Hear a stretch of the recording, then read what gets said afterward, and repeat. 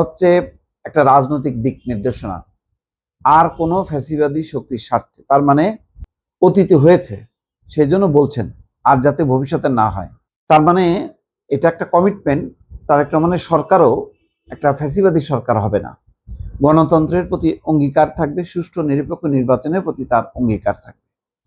আবার আভ্যন্তরীণভাবে দলকে এক ধরনের হুঁশিয়ারি দিচ্ছেন যে আইন শৃঙ্খলা রক্ষায় কোনো ছাড় নেই।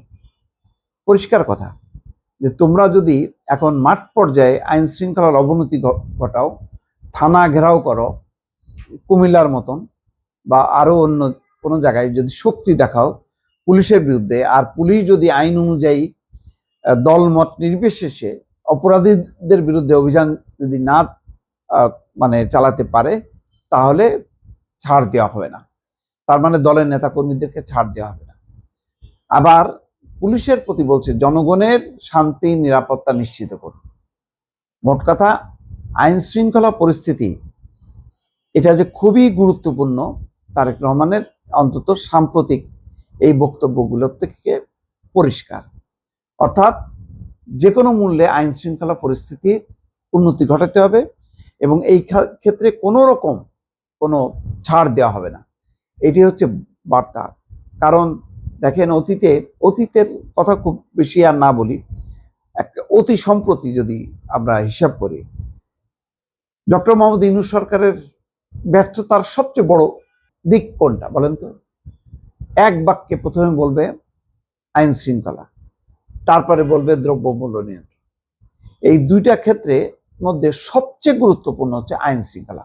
অর্থাৎ আপনি 3 বেলার জায়গায় 2 বেলা খাইতে পারলেন, কিন্তু আপনি শান্তিতে আপনি ঘুমাইতে যদি না পারেন, আপনি যদি নিরাপত্তার সাথে রাস্তাঘাটে চলাচল না করতে পারেন, ব্যবসা বাণিজ্য না করতে পারেন, দোকানপাট যদি আপনি চালাতে না পারেন, তাহলে আপনার কিন্তু সমস্ত অর্জন, আপনি যে না খেয়েও যে শান্তিতে থাকা, সেটাও কিন্তু ধ্বংস হয়ে যাবে। সুতরাং আইন শৃঙ্খলা পরিস্থিতিটা খুবই গুরুত্বপূর্ণ, যেটা আমি বারবার বলি।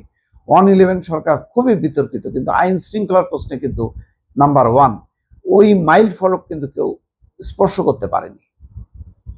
হ্যাঁ, এটা ঠিক, বিএনপি ক্লিন হার্ট অপারেশন করার মধ্য দিয়ে প্রথম ভাগে ভালো করেছিল, কিন্তু শেষ ভাগে আর সেটা রক্ষা করতে পারেনি।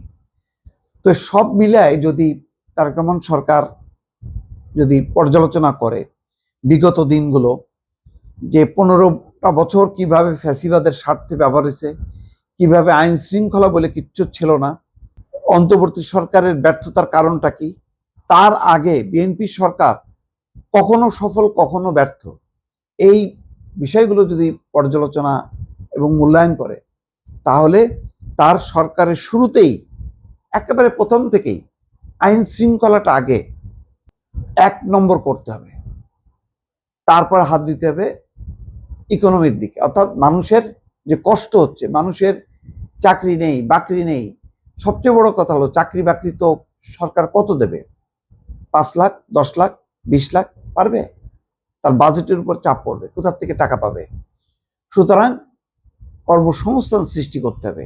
নানা ধরনের সরকারি চাকরি থেকে বেসরকারি নানা রকম উদ্যোগের প্রতি তাকে সাপোর্ট দিতে হবে, আর সেই সাপোর্টটা দিতে গেলেই তার সাথে যুক্ত হচ্ছে নিরাপত্তা।